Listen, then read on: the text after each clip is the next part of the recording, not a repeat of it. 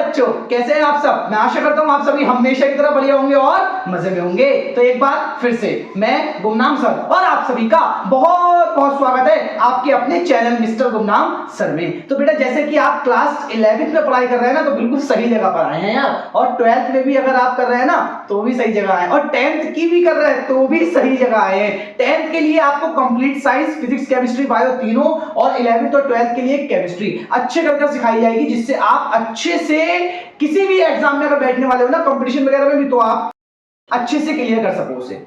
ठीक है, तो देखो बेटा आज क्लास 11th का केमिस्ट्री का चैप्टर चल रहा है 1, और चैप्टर नेम क्या है, रसायन विज्ञान की कुछ मूल अवधारणाएं। और वीडियो नंबर कितना है इसका, 4 है। इसके 3 वीडियो ऑलरेडी चैनल पर आ चुके हैं, नीचे डिस्क्रिप्शन में टॉप पे आपको लिंक दे दिया जाएगा, वहां से जाकर इन 3 वीडियो को जरूर देख लेना। और जैसा कि आप सभी अगर नहीं जानते तो मैं आपको बता दूं, क्लास 10th 11 12 तीनों के ही रेगुलर बैचेस, रेगुलर वीडियोस आ रहे हैं आपके लिए, तो आप अच्छे से उन वीडियो से अपनी तैयारी कर लीजिए। अब देखिए जैसे कि बेटा आज का हमारा टॉपिक क्या है, आज का हमारा टॉपिक है रासायनिक संयोग के नियम। संयोग कह लीजिए या संयोजन कह लीजिए, बात एक ही है, संयोग या संयोजन एक ही चीज है। रासायनिक संयोग के नियम या रासायनिक संयोजन के नियम। देखो बेटा 5 नियम होते हैं, 5 नियम होते हैं। द्रव्यमान संरक्षण का नियम, इसी का दूसरा नाम होता है द्रव्य की अविनाशिता का नियम, और एक होता है स्थिर अनुपात, जिसे निश्चित अनुपात का नियम, और एक नियम होता है आपका गुलित अनुपात का नियम, और एक नियम होता है गैलुसैफ का गैसीय आयतन का नियम, और एक होता है एवोगैड्रो का नियम। ये 5 नियम है आपके। ठीक है, सबसे पहले मैं आपको थोड़ा सा बता दूं रासायनिक संयोग के नियम होते क्या है। जैसे रासायनिक पदार्थ ना, जब किसी दूसरे पदार्थ से, सपोज कोई 2 पदार्थ है वो आपस में क्रिया कर रहे हैं, ठीक है, तो जब वो आपस में क्रिया करते हैं तो उनकी क्रिया में ये 5 नियम वर्क करते हैं। इन 5 नियमों को बनाया गया जो उनकी क्रिया होने पर वर्क करते हैं और बताते हैं कि उनकी क्रिया के बाद क्या होगा, जो पदार्थ बनेगा उसके गुण कैसे होंगे, कैसा क्या क्या घटा होगा वहां पर, ये सब चीजें। ठीक है, तो रासायनिक संयोग के नियम हेडिंग बनाकर लिख लीजिएगा। ये नियम निम्न है, और ये कितने होते हैं, ये 5 नियम है। अब बारी बारी से 5 नियम को पढ़ेंगे, तो जल्दी से बेटा कॉपी और पेन लेकर बैठ जाओ, सिखाते हैं आपको 5 के 5 नियम। देखो बेटा पहला नियम है आपका द्रव्यमान संरक्षण का नियम। ये जो नियम है ना, सबसे पहली चीज तो ये है, इस नियम को दिया किसने था, साइंटिस्ट का नाम भी याद लिख लो। इस नियम को दिया था एंटोनी लेवोइजियर। किसने दिया था, लेवोइजियर। इनका पूरा नाम था एंटोनी लेवोइजियर। भाई एंटोनी लेवोइजियर जो है ना, एक सवाल इन पर एक चीज और याद रखना, एंटोनी लेवोइजियर को ही केमिस्ट्री का क्या कहा जाता है, केमिस्ट्री का फादर कहा जाता है। फादर ऑफ केमिस्ट्री जो है ना वो आपके, वो एंटोनी लेवोइजियर ही हैं, क्योंकि इन्होंने ये नियम दिया था, क्योंकि ये नियम बहुत ही काम का नियम है। इस नियम में इन्होंने द्रव्यमान संरक्षण का नियम बनाया, या फिर इसका दूसरा नाम क्या था, द्रव्य की अविनाशिता का नियम। इस नियम को पता है उन्होंने लगभग करीब 1789 ईस्वी में दिया था ये नियम, ये चीज भी नोट कर लेना। अब देखो द्रव्यमान संरक्षण का नियम है क्या, इन्होंने बताया कि द्रव्य ना तो उत्पन्न किया जा सकता है ना ही नष्ट किया जा सकता है। द्रव्य ना तो उत्पन्न किया जा सकता है ना ही नष्ट किया जा सकता है। अब देखो भाई सिंपल सी बात है, द्रव्य जो है ना, पदार्थ मतलब इन्होंने ये कहा कि पदार्थ को ना तो हम बना सकते हैं और ना ही हम क्या कर सकते हैं, नष्ट कर सकते हैं। उसे एक रूप से दूसरे रूप में बदल सकते हैं, लेकिन उसे ना ही बना सकते ना ही नष्ट कर सकते हैं। इसका मतलब क्या है, इससे निष्कर्ष क्या निकलता है, मतलब जब किसी रासायनिक अभिक्रिया में उत्पादों का कुल द्रव्यमान जो होता है ना, वो अभिकारकों के कुल द्रव्यमान के बराबर होता है। फॉर एग्जाम्पल, जैसे कि एक एग्जाम्पल लेते हैं, मैंने एक रिएक्शन ली, मैंने लिया CaCO3 ले लो आप, इसको गर्म कर दो तो ये टूटेगा CaO प्लस में CO2, ये बनेगा। मैंने आपको पीछे पढ़ाया है जो इस साइड होते हैं ये कहलाते हैं आपके क्या, अभिकारक, और जो बनते हैं वो क्या कहलाते हैं, आपके उत्पाद कहलाते हैं। देखो थोड़ा सा यहां पर नोट करके साइड में लिख लेना, साइड में नोट करके लिख लेना भाई। थोड़ा सा पोर्शन ना मैंने क्या किया था, जैसे कि कार्बन है, कार्बन का, अच्छा इसमें कैल्शियम है, कार्बन है, ऑक्सीजन है। देखो 3 चीजें हैं, कार्बन का परमाणु भार होता है 12, मतलब इसका द्रव्यमान कितना होता है 12, ऑक्सीजन का होता है 16, और कैल्शियम का होता है आपका 40। ये चीज आपको पता होनी चाहिए, ठीक है। और अगर नहीं पता है तो बेटा मैंने यार बेसिक प्लेलिस्ट में सिखाया है, परमाणु भार याद करने की ट्रिक भी दी है, वहां से जाकर सीख लो यार, सीख लो एक बात, जब तक के सीखोगे नहीं तो कैसे चीजें पता होंगी। ठीक है, अब देखो बेटा, अब हम क्या करते हैं भाई, हम हमारे लिए उत्पाद ये है ना, तो उत्पाद हमारे पास कौन कौन से हैं? उत्पाद हमारे पास है CaO प्लस में CO2। तो उत्पाद का क्या निकालते हैं ना, द्रव्यमान निकाल लेते हैं उत्पाद का। और इसी तरीके से जो अभिकारक है, अभिकारक का द्रव्यमान निकाल लेते हैं। अभिकारक जो हमारे पास है वो है CaCO3, इसका भी क्या निकाल लेंगे? द्रव्यमान निकाल लेंगे। अब आप बस देखो, यहीं पर हमारा ये नियम खत्म हो जाता है। जैसे भाई Ca का कितना होता है? 40, तो यहां पर वो कितने हैं? 1 और 2 और 3, इस वाले को लिख लो, प्लस में 16 प्लस में C का 12 प्लस में 2O, तो 16 दूनी 32, टोटल काउंट कर लो, 32 12 16 40, आपका आ गया 100 ग्राम। सपोज मान लो उत्पाद जो बना है वो 100 ग्राम बना है। अब अभिकारक का निकाल CaCO3, तो Ca का कितना होता है? 40 प्लस में C का 12 प्लस में O का 48, तो इसका भी देखो बेटा जोड़कर 100 ग्राम आएगा। अब बस यही तो नियम है। क्या बताया? देखो क्या हुआ, पहले CaCO3 कोई पदार्थ था, इसकी क्रिया हुई, मतलब इसे गर्म किया गया, ये 2 नए पदार्थों में टूट गया, 2 नए पदार्थ बन गए। अब हो सकता है हम सोचेंगे कि क्रिया हुई तो भाई बीच में थोड़ा पदार्थ खत्म तो नहीं हो गया, बीच में थोड़ा पदार्थ खत्म तो नहीं हो गया। तो उन्होंने यही तो बताया कि पदार्थ कभी खत्म नहीं होता, ना ही पदार्थ बनाया जा सकता है। पदार्थ को एक रूप से दूसरे रूप में बदला जा सकता है। कैसे? भाई CaCO3 को गर्म करा, ये CaO कैल्शियम ऑक्साइड और कार्बन डाइऑक्साइड बन गया। अब यहाँ पर 2 नए उत्पाद हैं। अब इन उत्पादों का अगर मैं द्रव्यमान करूं तो देखो 100 है कि नहीं है, और अगर अभिकारक का द्रव्यमान करूं तो वो भी तो 100 है ना। मतलब दोनों का द्रव्यमान कैसा? एक बराबर। पहले भी 100 ग्राम था, बाद में भी कितना है? 100 ग्राम है। बस वो क्या हुआ, एक रूप से दूसरे रूप में तब्दील हुआ है। ठीक है, बस इन्होंने यही चीज बताई थी। जैसे भाई गर्मी के दिनों में देखा होगा सूखा पड़ जाता है, सूखा पड़ जाता है गर्मी के दिनों में, तो क्या पानी क्या खत्म हो जाता है क्या? जब गर्मी के दिनों में सूखा पड़ता है तो क्या पानी खत्म हो जाता है? नदियां सूख गई, बंजर हो गई जमीन, तो उसमें क्या होता है भाई? उसमें ये हुआ बस, जब टेम्परेचर बढ़ा तो जल का जो ताप था, तो जल अपनी द्रव अवस्था से वाष्प अवस्था में तब्दील हो गया और वो ऊपर वायुमंडल में चला गया।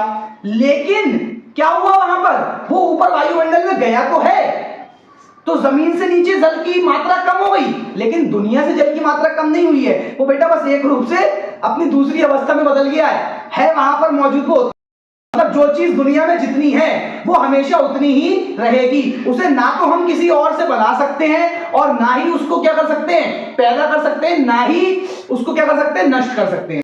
आप उसे नष्ट करके कुछ भी सोच दो कि आपने नष्ट कर दिया, लेकिन वो एक रूप से दूसरे रूप में बदला है, वो नष्ट नहीं हुआ है। ठीक है, यही था आपका क्या? द्रव्यमान संरक्षण का नियम। स्क्रीनशॉट ले लो बेटा, ले लिया? चलो अब बेटा आपको सिखाते हैं दूसरा नियम। देखो बेटा आपका सेकंड नियम निश्चित अनुपात का नियम, या फिर इसको आप कह सकते हैं स्थिर अनुपात का नियम। देखो ये नियम क्या है? सिंपल सा, बस इस नियम के बारे में थोड़ी सी बात है यार। इस नियम अनुसार किसी भी यौगिक में उपस्थित तत्वों के द्रव्यमानों का अनुपात जो होता है ना, वो हमेशा या सदैव स्थिर रहता है। अब इस चीज को समझो भाई, नियम लिखने के लिए तो हो जाएगा, समझो। जैसे कि भाई आपने देखा जल देखा, भाई इसका पहला एग्जांपल मान लो जल है। अब इस जल की अगर मैं संरचना ऐसे करके लिखूं तो देखो ये कुछ ऐसे करके होती है संरचना इसकी। दिख रहा है नहीं दिख रहा है भाई? अगर मैं यहां से देखो H कितने हैं? 2। भाई H का परमाणु भार कितना होता है? 1। O का कितना होता है? 16। अब देखो H का परमाणु भार 1, लेकिन यहां पर H है कितने? 2 अनुपात O का कितना? 16। तो 2 अनुपात 16, इसे भी काट सकते हैं ना, 2 × 16, 2 × 2, तो आपका आ जाएगा 1 अनुपात 8। अब एक चीज बताओ, एक चीज बताना जरा, जैसे ये H2O है, भाई जल होता है। भाई मान लो जल जो है एक हमारे घर पर जो हम जल पीते हैं, सपोज वो वाला जल है, या फिर बाहर हमारे घर के बाहर नालियों में जो जल बह रहा वो जल, या फिर नदियों में कहीं जल बह रहा वो जल, या समुद्र से जाकर जल ले लें, या पृथ्वी के किसी कोने से या दूसरे कोने से, या हम पृथ्वी के एक छोर पर हो दूसरे छोर का जल जाकर ले लें, तो क्या जल का अणु, जो जल का अणु यहां है और जल का अणु कहीं और होगा, तो क्या उसका फॉर्मूला क्या बदल जाएगा क्या? क्या उसका ये सूत्र बदल जाएगा? वो तो हर जगह यही रहने वाला है ना H2O। और अगर उसका सूत्र और उसका नेचर हमेशा ऐसा ही रहने वाला है तो उसके बीच का जो अनुपात होगा वो भी तो हमेशा 1:8 ही रहने वाला है ना, कहीं बदलेगा थोड़ी ना। ऐसा थोड़ी ना होगा कि एक गिलास में रखा जल है उसका अनुपात तो 1:8 है, लेकिन समुद्र में रखे जल का अनुपात कैसा हो गया? वो बदल गया। तो ऐसा नहीं हो सकता। यही तो बताया। और किसने बताया? भैया निश्चित अनुपात का नियम जो है ना, एक साइंटिस्ट थे, उनका नाम था जोसेफ प्राउस्ट।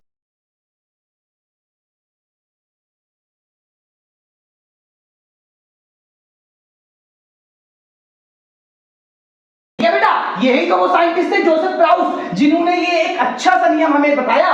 इन्होंने तो भाई सिंपल सा ये बोल दिया, अब H2O आप चाहे किसी भी स्रोत से ले लो तो भैया वो रहेगा ऐसा ही और उसका अनुपात यही रहेगा। भाई सेकंड एग्जांपल के तौर पे मान लो कार्बन डाइऑक्साइड। अब कार्बन का जो परमाणु भार होता है वो होता है 12 और O का तो 16 ही होता है। तो कार्बन का 12, O कितने हैं? 2, तो 16 दूनी 32। इसे हम 2 से काट सकते हैं, 4 से काट लो, 4 तिया 12, 4 अट्ठे 32, तो आ जाएगा 3:8। तो जो इसका ये 3:8 आया, अब कार्बन डाइऑक्साइड आप छोड़ो, कार्बन डाइऑक्साइड आप छोड़ो या मैं छोड़ूं या छोड़े कोई कुत्ता, रहेगा कार्बन डाइऑक्साइड कैसा? बेटा ऐसा ही रहेगा। चाहे कार्बन डाइऑक्साइड वायुमंडल में ले लो, चाहे कार्बन डाइऑक्साइड किसी कोल्ड ड्रिंक में घुला हो, या कार्बन डाइऑक्साइड हम छोड़े या कोई जानवर कार्बन डाइऑक्साइड छोड़े, तो बेटा कार्बन डाइऑक्साइड तो कार्बन डाइऑक्साइड रहने वाला है। और इसके जितने भी अणु होंगे उनके बीच का जो अनुपात आएगा ना, जो रेशियो निकल कर आएगा, वो 3:8 ही आएगा। यही तो बेटा है निश्चित अनुपात का नियम। ठीक है। और एक चीज हाँ, और इसे निश्चित संगठन का नियम भी कहते हैं। ठीक है, ये भी कहीं पर लिख लेना, इस नियम को निश्चित संगठन का नियम भी कहते हैं। मैं साइड में जाता हूं, पहले आप स्क्रीनशॉट ले लो। ये आपका सेकंड लॉ हो गया आज का। ठीक है बेटा, अब जल्दी से आगे चलते हैं और नया लॉ सीखते हैं।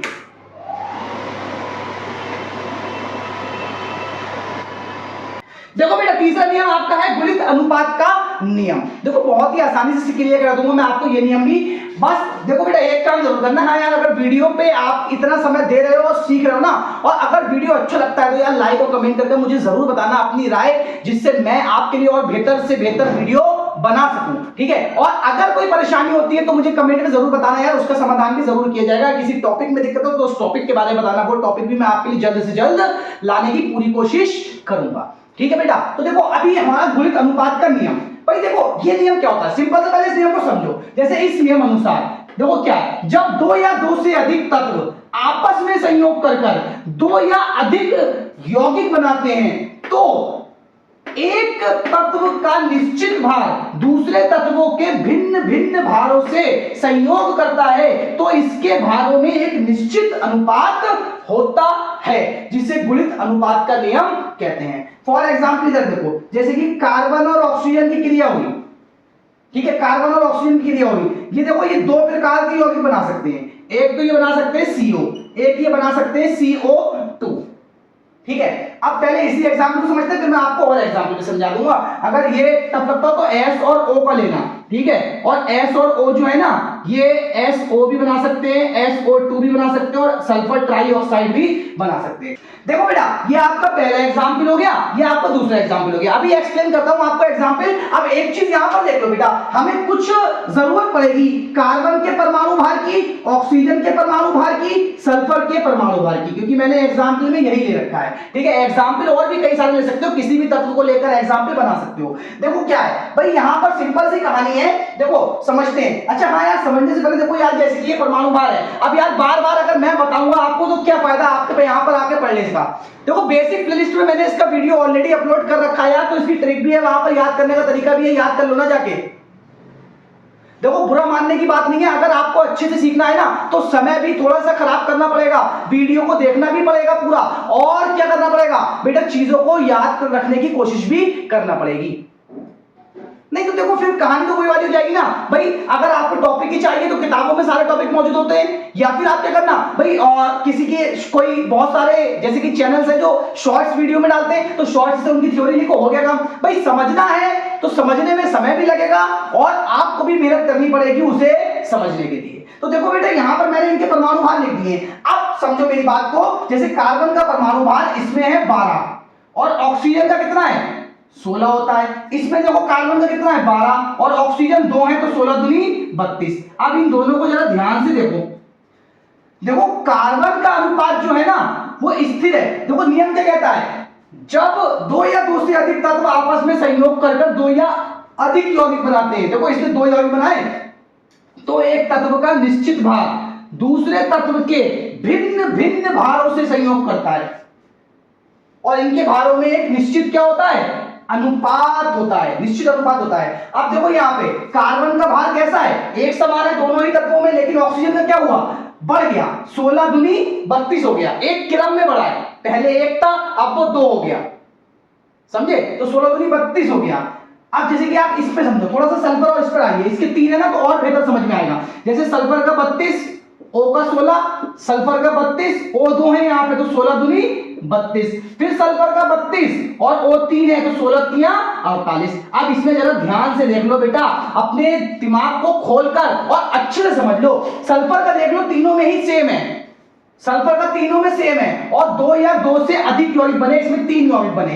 तो देखो यहां पर ऑक्सीजन का क्या हुआ, पहले 16 एकम 16, 16 दूनी 32, 16 तिया 48, 1 2 3। देखो निश्चित अनुपात, एक का अनुपात स्थिर है और दूसरे का क्या कर रहा बदल रहा है, 1 2 3। यही तो बेटा क्या कहलाता है आपका गुणित अनुपात का नियम। एक का हमेशा स्थिर रहेगा और दूसरे का क्या करेगा एक निश्चित क्रम में बदलता जाएगा। ठीक है, अगर टॉपिक अच्छा लगा है यार तो लाइक ठोको और साथियों के साथ शेयर कर दो। उन साथियों के साथ शेयर करना जो किसी कारणवश कोचिंग वगैरह में जाकर पढ़ाई नहीं कर सकते। हर एक के साथ शेयर करने का मैं आपको नहीं बोल रहा हूं भाई, जो जहां से पढ़ता है अच्छी बात है। तो बेटा ये आपका तीसरा नियम हो गया, पहले आप इसे नोट कर लीजिए, स्क्रीनशॉट ले लीजिए, नोट कर लेना। फिर अब बेटा इसके चौथे और पांचवें नियम की ओर चलते हैं, जल्दी से वीडियो को समाप्त करते हैं। देखो बेटा आपका चौथा नियम क्या है, गैलुसैक आयतन का नियम या गैलुसैक गैसीय आयतन का नियम, नाम एक ही चीज है। अब देखो बेटा इस नियम के अनुसार होता क्या है, देखो ये नियम क्या है, इस नियम अनुसार जब गैसों की परस्पर रासायनिक क्रिया होती है तो देखो इसको याद रखना, तो समान ताप और दाब पर अभिकारकों के आयतन में तथा उत्पादों के आयतन में सरल पूर्णांक अनुपात होता है। ये नियम किसने दिया, गैलुसैक ने, और जो वो गुणित अनुपात वाला नियम था वो भी गैलुसैक ने ही दिया था। ठीक है, इनका पूरा नाम जो होता है, अगर चाहो तो कहीं लिख लेना, और इनका पूरा नाम होता है जोसेफ लुइस गैलुसैक। ठीक है, अब देखो हुआ क्या, इन्होंने ये बताया, अब इसको समझते हैं यार, खाली थ्योरी से क्या होने वाला समझते हैं। सपोज मैंने क्या करा, मैंने बोला हमारे पास हाइड्रोजन है और ऑक्सीजन है, भाई जब ये क्रिया करते हैं तो आपका जल बनता है।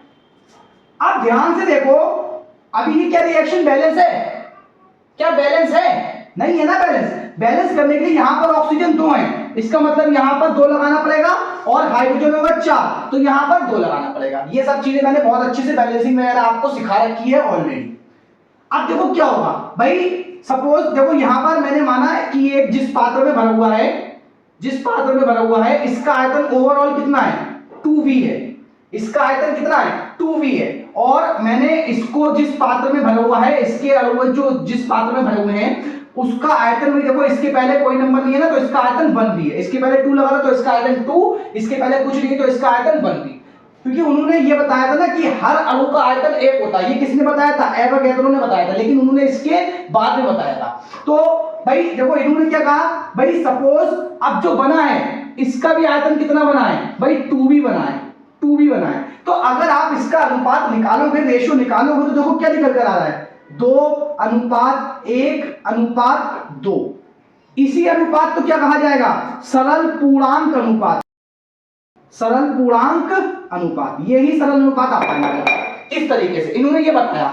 अब फॉर एग्जाम्पल के तौर पे अगर आपको थोड़ा सा समझ में ना आया हो तो इसका एग्जाम्पल चेंज करते हैं, इधर देखो एग्जाम्पल चेंज करते हैं, एक एग्जाम्पल लिख ये भी लेना और इसका सेकंड एग्जाम्पल एक और समझते हैं। भाई सपोज हमने H2 की क्रिया करवाई Cl2 से तो हमारा 2HCl बनेगा। भाई सपोज मैंने माना ये मेरे पास था 100 ml और ये भी मेरे पास कितना था 100 ml, क्योंकि देखो बराबर की मात्रा खर्च हो रही है, दोनों की एक एक किलो खर्च हो रहा, 100 ml ये था 100 ml ये था, तो ये जो बना ये कितना बनेगा 200 ml बनेगा। अब अगर आपसे इसका अनुपात निकालने के लिए बोला जाए तो इसका 100 और इसका कितना 200। अगर मैं इसे काट दूं तो 100 एकम 100, 100 एकम 100 और 100 दूनी 200, तो 1:1:2। ये किसने बताया बेटा? गैलुसैक ने यही तो बताया। क्या बोला था उन्होंने? तो समान ताप और दाब पर अभिकारकों के आयतन में तथा उत्पादों के आयतन में सरल पूर्णांक अनुपात होता है। देखो सरल पूर्णांक अनुपात है या नहीं है, यही चीज बताई किसने? गैलुसैक ने। फिर क्या हुआ ना, गैलुसैक के नियम में भी संशोधन करने आए। कौन? एवोगैड्रो। एवोगैड्रो ने इनके नियम को ना थोड़ा और सुधार के पेश करने की कोशिश की। क्या उन्होंने क्या बताया? उन्होंने अपने नियम में बताया कि इस नियम अनुसार समान ताप और दाब पर सभी गैसों के समान आयतनों में अणुओं की संख्या समान होती है। इन्होंने ये बोला कि उत्पादों के आयतन में और अभिकारकों के आयतन में सरल पूर्णांक अनुपात होता है। इन्होंने क्या बता दिया कि समान ताप और दाब पर सभी गैसों के समान आयतनों में अणुओं की संख्या समान होती है। मतलब इन्होंने ये बोला, जैसे कि एक H है, ठीक है, H2 अणु है, अब ये O2 से क्रिया करे, ठीक है, जब ये O2 से क्रिया करेगा तो H2O बनेगा। अब जो H2O बन रहा है, तो जो H2O बना है उसमें देखो बैलेंसिंग नहीं है रिएक्शन, तो यहाँ पर O2 आएंगे ना, जैसे ही O2 आएंगे देखो H2 के 2 अणु हो गए, तो एक अणु H2 बना, इस तरीके से यहाँ पर और करो। सपोज ये वाला H2 जो है ना, इसका आयतन 1 लीटर, इसका आयतन 1 लीटर और इसका आयतन भी कितना? 1 लीटर। तो जो उत्पाद बना है उसका आयतन कितना है अभी? 2 लीटर। अब मेरी बात सुनो, इन्होंने क्या बताया? इन्होंने ये बताया कि 2 या 2 से अधिक जितनी भी गैसों की क्रिया हो रही हो, 2 या 2 से अधिक जितनी भी गैसों की क्रिया हो रही हो, तो अगर उनका दाब और ताप समान रखा जाए तो उनके आयतन में, सपोज 1 लीटर आयतन इसका लिया, 1 लीटर इसका लिया, 1 लीटर इसका लिया, तो तीनों का ही आयतन 1-1 लीटर है ना, तो तीनों के ही आयतन में जो अणुओं की संख्या होगी ना वो समान होगी। मतलब 1 लीटर आयतन में जितने हाइड्रोजन के अणु यहाँ पर होंगे उतने ही हाइड्रोजन के अणु यहाँ पर होंगे और उतने ही ऑक्सीजन के अणु यहाँ पर होंगे। भाई हाइड्रोजन तो सेम थे लेकिन ऑक्सीजन तो अलग है ना। तो इन्होंने एक मजेदार चीज क्या बताई? इन्होंने ये बताया कि बेटा अणु किसी भी पदार्थ का हो, चाहे वो ऑक्सीजन हो, चाहे वो कार्बन डाइऑक्साइड हो, चाहे अदर किसी भी पदार्थ का अणु हो, अगर उसका दाब और ताप समान रखा जाए तो जब उसके आयतन को देखा जाएगा तो उसके बराबर आयतन में, अगर सबका आयतन मान लो 1 लीटर ले लिया है तो उनके प्रत्येक आयतन में जो अणु होंगे ना वो बराबर होंगे। जितने अणु इस 1 लीटर में हाइड्रोजन के होंगे उतने ही अणु 1 लीटर में कार्बन डाइऑक्साइड के भी होंगे, उतने ही अणु 1 लीटर में ऑक्सीजन के भी होंगे। यही चीज इन्होंने बताई। लेकिन ये घटना कब होगी? जब समान ताप और दाब पर रखा जाए तो। लेकिन उस समय पर भी बहुत सारे साइंटिस्ट थे, जैसे कि ना आपके साइंटिस्ट थे डाल्टन के अलावा भी 1-2 और थे। सॉरी यार, बीच में अभी काफी शोर आ गया होगा वीडियो में, वो फैन मैं बंद करना भूल गया था, फैन बंद करके वीडियो बनाता हूँ ना तो उसकी चक्कर में थोड़ा सा साउंड आ गया होगा। अब इतनी मेहनत दोबारा तो नहीं कर सकता, ऑलरेडी काफी हो चुकी है। इस वीडियो को बनाने में पता है, आपको पता नहीं होगा, इस वीडियो को बनाने में मेरे 2.5 से 3 घंटे लग चुके हैं ऑलरेडी। 2 बार तो फोन ओवर हीट होकर बंद हो गया, मुझे पता ही नहीं चला, मैं बनाता चला गया, फिर मुझे जाकर दोबारा देखा तो रिकॉर्डिंग बंद, फिर मैंने उसे इरेज किया जहां से रिकॉर्डिंग बंद हुई थी, दोबारा फिर उस चीज को मेंटेन किया लिखकर, फिर उसे उसके आगे से बनाया। ठीक है, तो देखो बेटा क्या है ना, अब यहाँ पर ये चीज तो इन्होंने बताई, लेकिन आवागाद्रो के नियम में भी क्या हुआ ना, डाल्टन थे और 2-4 लोग और थे, तो उन्होंने क्या कहा? उन्होंने ये बताया कि समान परमाणु जब होते हैं ना तो उनसे मिलकर अणु नहीं बनता। ये चीज उन लोगों ने उस समय पर बताई, मतलब 2 हाइड्रोजन परमाणु आपस में मिलकर H2 अणु नहीं बना सकते। ये चीज डाल्टन वगैरह ने बोली थी। अब इन्होंने तो ये बोला था कि 1 लीटर आयतन में अणुओं की संख्या समान होती है, तो इन्होंने ये कहा कि हाइड्रोजन में भी अणुओं की संख्या समान होगी। लेकिन अब जो डाल्टन थे उन्होंने क्या बोला कि नहीं भैया, अणुओं की संख्या समान होगी नहीं होगी वो तो एक अलग बात है, लेकिन भैया जब 2 समान परमाणु मिलकर अणु ही नहीं बना सकते तो फिर अणुओं की संख्या समान कैसे होगी? भाई अलग अलग परमाणु होते, कार्बन डाइऑक्साइड होता, CO होता, मैं मान लेता, लेकिन यहाँ पर तो H और H एक ही है ना। लेकिन इस चीज को भी एवोगैड्रो ने क्या किया? एवोगैड्रो ने इस चीज पर भी काम किया और फिर कर दिखाया और अपने नियम को साबित किया कि हाँ मैंने जो बताया है वो सही है। तो यही बेटा आपका एवोगैड्रो का नियम है। मैं साइड हूं, पहले आप स्क्रीनशॉट ले लीजिए। स्क्रीनशॉट लेने के बाद में बेटा देखो, मैंने इतनी मेहनत से आपके लिए काफी लेंथी वीडियो, आपके लिए तो छोटा सा दिख रहा होगा लेकिन इसे बनाने में मुझे लगभग 3.5 से 4 घंटे का समय लग गया है।